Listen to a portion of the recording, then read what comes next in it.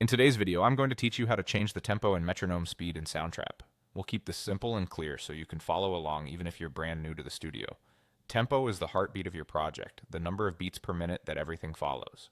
When you adjust it, you're telling the metronome and the entire timeline how fast or slow to move, which directly affects the feel of your music or podcast edits. Start by going to soundtrap.com. Log in, then choose the account you want to work with, whether that's your personal space or a shared workspace. If you're already signed in, you'll land right on your dashboard. Give the page a moment to load so everything syncs properly, especially if you've been collaborating or switching devices.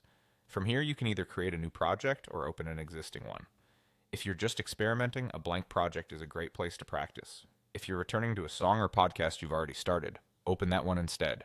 After you make your choice, wait for the studio to load completely. You should see your tracks area, the timeline, and the controls across the bottom of the screen. Because Soundtrap is cloud-based, a short loading pause is normal while your files and settings prepare in the background. Once you're inside the project, look toward the lower part of the studio, and the transport bar near the playback controls. That's where you'll find the tempo control.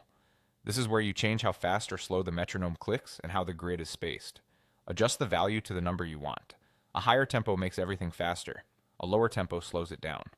For reference, around 60 to 80 beats per minute feels relaxed, 100 to 120 is a common mid-tempo range, and 140 and above gets energetic.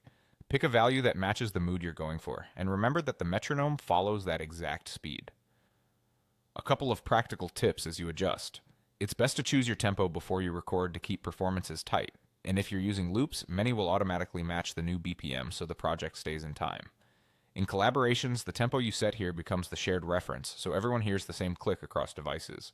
If something feels rushed or too slow, nudge the number up or down until it locks into the groove you want. That's all there is to it. You went to soundtrap.com, logged in and chose your account, opened or created a project, and changed the tempo from the lower part of the studio. Higher values are faster, lower values are slower. The metronome follows your lead.